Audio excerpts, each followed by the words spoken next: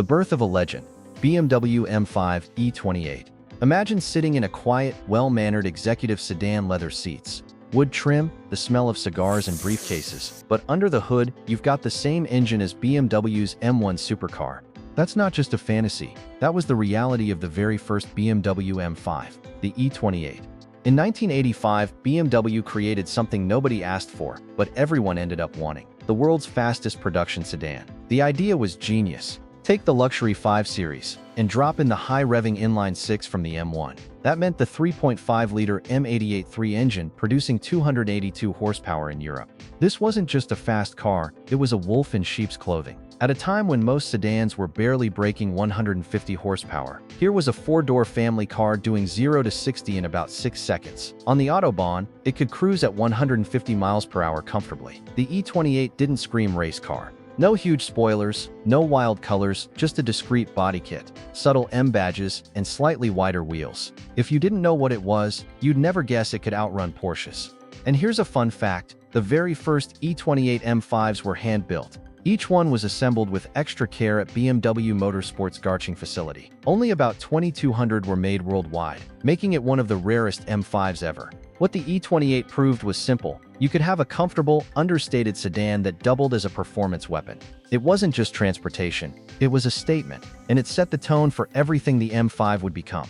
Sharpening the sword, BMW M5 E34. If the E28 was the prototype, the E34 M5 was the refinement: sharper, more polished, and more sophisticated.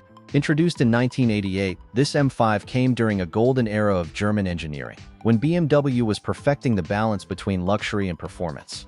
Once again, the E34 was hand-built at Garching. Every car went through Motorsport's meticulous process, which meant they weren't just assembled, they were crafted.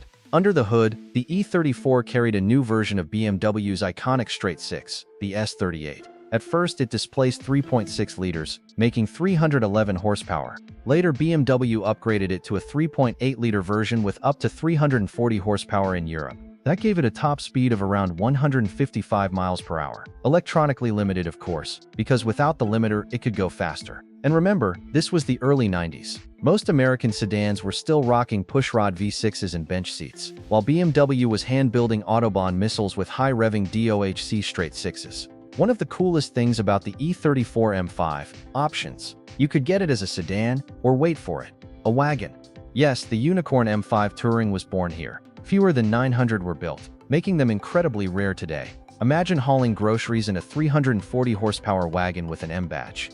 Driving the E34 felt more grown-up than the E28. The chassis was stiffer, the suspension more advanced, and the interior more luxurious. It was the perfect Autobahn stormer, stable at triple-digit speeds, but comfortable enough for long journeys. An enthusiast will tell you, the E34 M5 was the last of its kind, the last hand-built M5. The last time every car was personally crafted by Motorsport's technicians. That alone makes it special. With the E34, BMW proved the M5 wasn't a one-hit wonder. It was becoming a dynasty. And soon, with the next generation, that dynasty would hit its peak. The benchmark, BMW M5 E39. Now we arrive at the car many consider not just the greatest M5, but one of the greatest sports sedans ever made, the E39. When it launched in 1998, the world wasn't ready. Sedans were supposed to be practical, boring, sensible, but the E39 M5 changed the rules forever. This time, BMW ditched the straight-six and went all in with a 4.9-liter naturally aspirated V8, the legendary S62. With 394 horsepower and 369 pound-feet of torque, it could sprint from 0 to 60 in about 4.7 seconds. Back then, that was supercar territory. But it wasn't just about power. The E39 had precision, a 6-speed manual gearbox, rear-wheel drive, and a chassis so perfectly balanced it felt like it was reading your mind. The steering was hydraulic, full of feedback, something modern cars struggle to replicate. Inside, it was the perfect blend of business and pleasure. Plush leather seats, wood trim, all the comfort of a luxury sedan, but with that little M badge reminding you that you were driving something different. And let's not forget it was a sleeper. Unless you knew what to look for: the subtle quad exhausts, the wider arches, the discreet M wheels, the E39 could pass as just another executive BMW. That's what made it dangerous. It was stealth speed. To put it in perspective, at the time, a Ferrari 355 had around 375 horsepower. The E39 M5 had more in a 4-door sedan you could drive to work every day. No wonder enthusiasts call it the perfect M5. It hit the sweet spot, raw enough to feel thrilling, refined enough to use daily, and reliable enough to become a long-term classic, and set a benchmark that BMW themselves would struggle to beat in later generations. The wild experiment, BMW M5 E60. Imagine driving a family sedan with an engine borrowed from Formula One. That was the madness of the BMW M5 E60. Launched in 2005, this M5 shocked the world. Instead of sticking with a V8, BMW went bigger, wilder, and more exotic. A naturally aspirated 5.0-liter V10, codenamed S85. It revved to 825 RPM and produced 500 horsepower in a four-door luxury sedan. And get this, the sound, oh the sound. At full throttle, it wasn't just noise, it was a symphony. A metallic shriek that made you forget you were in a car with cup holders. But it wasn't just the engine. The E60 introduced a futuristic single-clutch automated manual transmission called SMG3. It had 7 gears and could slam shifts in just 65 milliseconds. On paper, it sounded incredible, like a race car for the road. In reality, well, let's just say the SMG had personality. At full attack, it was blisteringly fast, but in traffic, jerky, clunky, and sometimes frustrating. Many owners still debate if the E60 would have been better with a traditional manual.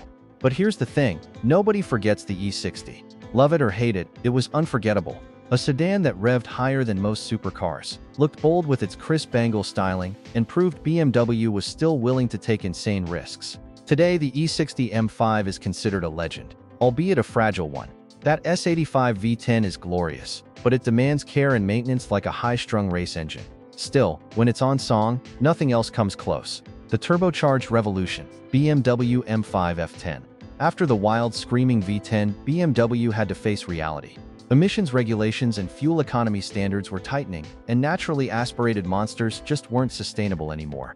Enter the F10 M5, launched in 2011. Gone was the V10. In its place, a 4.4-liter twin-turbocharged V8, producing 560 horsepower, more than the E60, but delivered in a very different way. Unlike the high-revving scream of the E60, the F10 delivered a wall of torque almost instantly. It surged forward with relentless power, catapulting this nearly 2-ton luxury sedan to 60 miles per hour in under 4 seconds. That was quicker than many supercars of the time. The F10 also ditched the jerky SMG for a far smoother dual-clutch transmission.